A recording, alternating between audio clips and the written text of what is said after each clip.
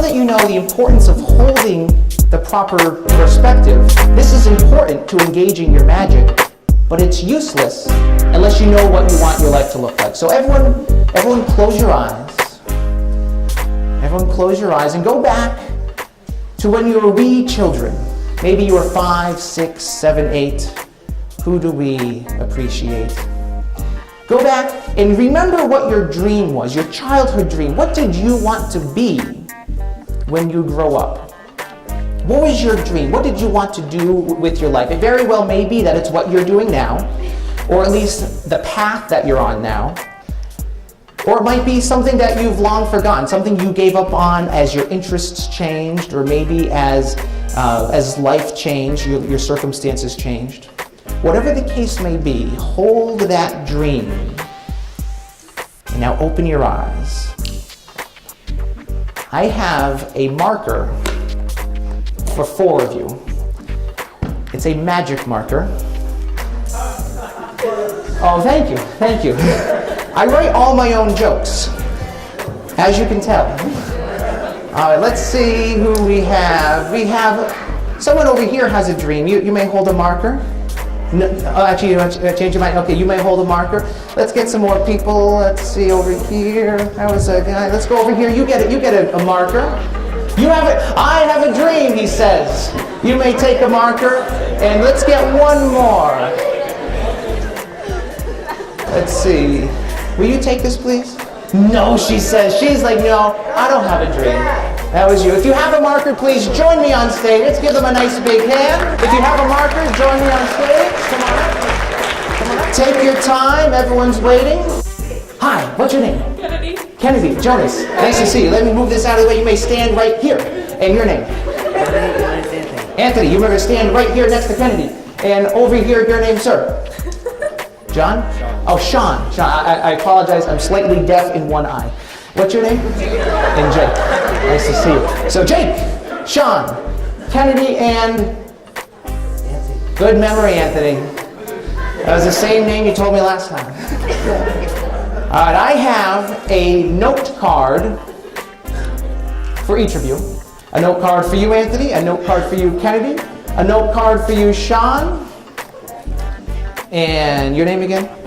Oh my God, it's the same name he told me last time. This is incredible. You're each going to write down, without letting me see, without letting anyone else see, you're going to write down your dream, whatever your dream is, in as few words as possible. You can even draw a picture of this dream. Make sure that I can't see and make sure no one else can see. You may begin now.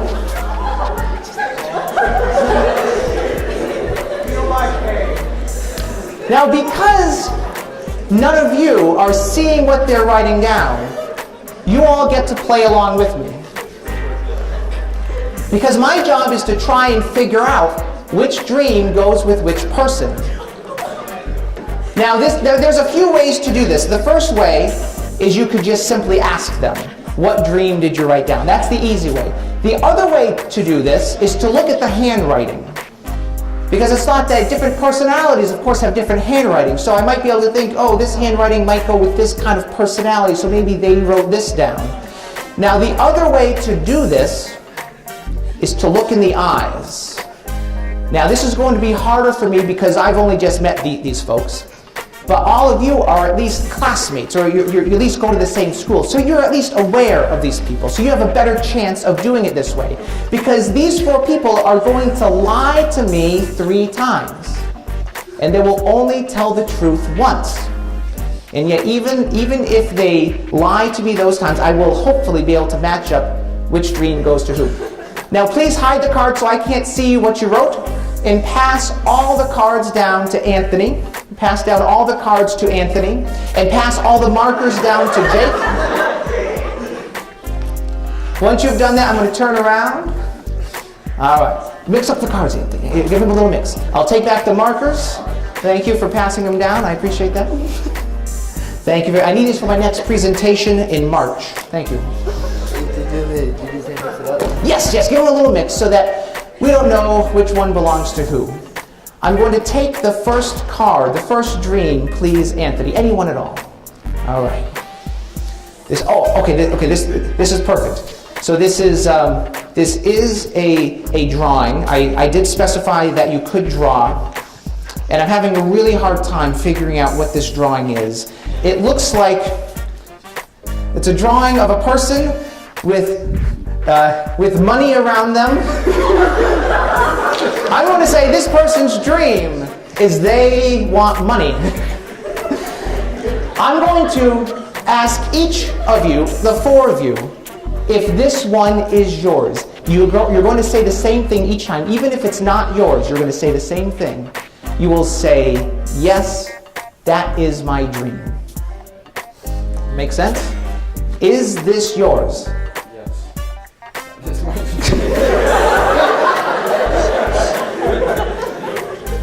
You're so convincing.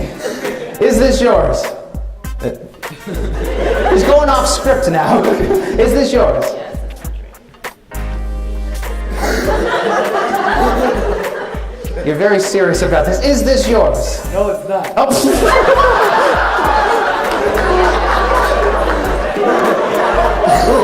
Now, this very well may mean that you're trying to mess me up, because you're supposed to say yes.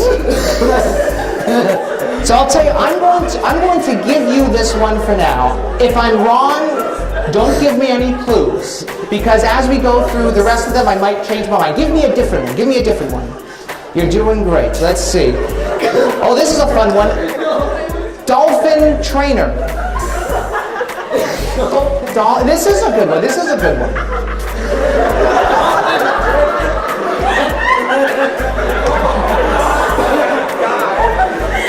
That's for you. That's for you. I don't even have to ask. But have the next card, please. Okay, this one is very perplexing. It's a stick figure that says, hey. Hey. I'm going to assume this is Walmart greeter. Is this yours? Yeah. Is this yours? Yeah. I can't read you at all. Is this you? You sound so scared. Is this you? Yes, it is my card. He keeps saying the same thing, the same wrong thing. I'm going to go with you for now. If I'm wrong, I'm going to change it in a moment. Let's see. We have one more that I haven't handed out yet. May I have the last one? Oh, this is a nice one. This is firework pyrotechnician. Firework pyrotechnician. This is very detailed, right? Even more so than hay. Is this your dream? Yes. That's very convincing. Is this your dream? I like you. Is this yours? The liar. Is this yours? Yes, this is my dream. All right. I'm a little confused because I'm going to give this one to you, but I'm going to take this one back and switch this for that one. And hold them up so I can see. Hold them up so I can see. Don't worry. I'm confused too. You should now, hopefully. Let me see. I think this is it. I think this is it. If you are holding your dream, you're going to place the card, not yet, but in a moment you will place your dream onto this chair, you will have a seat, and you will accept a warm round of applause from your peers. If you are not holding your dream, you will stay standing, stay holding the card. We'll try and figure out where I went wrong. You may place your cards on the chair now if you're holding your dream.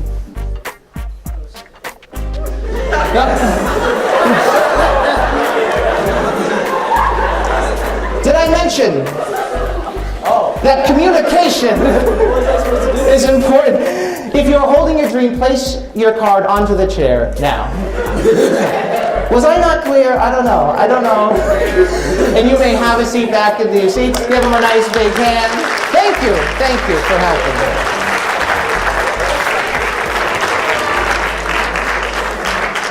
May our dreamers keep dreaming. There's still time for you. You can be a dolphin trainer. I like that. I like that one. As children, we're often told what we can't do. They say, you can't do this, you can't do that, sit down, shut up. And I know. And yet, with magic, even the impossible is possible.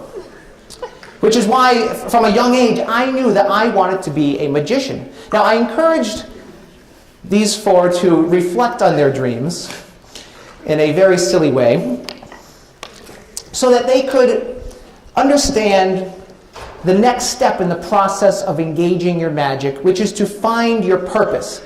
Now, to understand this step, it's important to understand a common mistake that many people make with this step, which is when we confuse who we are with what we do. When we confuse who we are with what we do. The author Neil Donald Walsh reminds us that we are human beings, not human doings. Now, this suggests that perhaps we have two purposes. We have an inner purpose, which concerns being, and we have an outer purpose, which concerns doing. Now, when you consider your inner purpose, you ask questions like, who do you want to be? What kind of person do you want to be? What do you value? Which literally means, what do you hold to be valuable? And how will those values inform the way that you're going to live your life? As a quick example of how examining your values can inform the way you should live, I really value my car. I do. It's a nice car. It gets me to where I need to go. I put over 30,000 miles on my car every year. I'm not saying that for applause. I'm saying I need my car. If I didn't have it, I wouldn't be able to get to any of my magic shows. So because I value my car, I'm not going to do anything to risk losing it, which means I have to pay the car payment on time. I have to pay the car insurance, which means I have to be gainfully employed. Those are all sorts of things that I have to make sure I have in a row just to maintain that one value. But then I also have to be careful when I drive. I have to not drive fast. I can't text and drive. And I certainly can't drink and drive. Because doing any of these things would exponentially increase the chances of losing that which I value, and therefore go against my core value of who I am at a very inner being.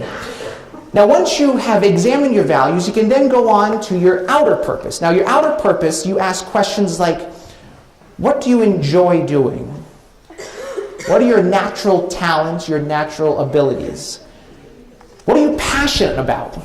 What gets you so excited that it makes you come alive, that you wake up in the morning without pressing the snooze or without throwing your phone across the room like I like to do sometimes? You'll know that you have found your outer purpose when it dances in harmony with your values, when what you do is a clear reflection of who you are. Now, a lot of people find an obstacle at this step, and it's when they don't know if they've made the right choice, because there's so many things that you could do that they don't know if they're missing out on something. Now, I have found a simple checklist that I've used in my own life in all areas to determine if I've gone the right way. And it's what the writer Eckhart Tolle refers to as the modalities of awakened doing. Modalities of awakened doing. And simply it says that in all things that you do, you have to do it with enthusiasm, enjoyment, or acceptance. Now, it's easy to be enthusiastic about everything that you do if you're on the right path, because you know that this is your choice that you made, it's what you're passionate about, so it's easy to be enthusiastic even if you're doing a tedious task like filling out a job application or filling out college applications. So you can do it enthusiastically. Well, maybe you can't do those things enthusiastically. But you can enjoy the process. You can enjoy the process knowing that doing these things is going to get you to where you want to be. Now, you can enjoy the process even if you run into obstacles, even if your resolve is being tested, kind of like when finals or midterms come around. You can do those with enjoyment. Okay, maybe you can't do midterms and finals with enjoyment. But you can accept them. as a necessary step for getting you, the choice that you made, to get you to where you want to be. And it's as simple as that. If you can do everything with enjoyment, enthusiasm, or acceptance, then you know you've made the right choice. In a similar way, if for too many days or weeks or months in a row, you can't even accept what you're doing, then that's a sign that maybe you've been lying to yourself. Or maybe you've accepted someone else's version of your dream. Or maybe you just don't know what it is you want to do. Or maybe you're just afraid to do what you really want to do. Whatever the case may be, if you can't have enthusiasm, enjoyment, and acceptance, then it's a sign that it's time to find another way. Life is what you make of it. Make it amazing.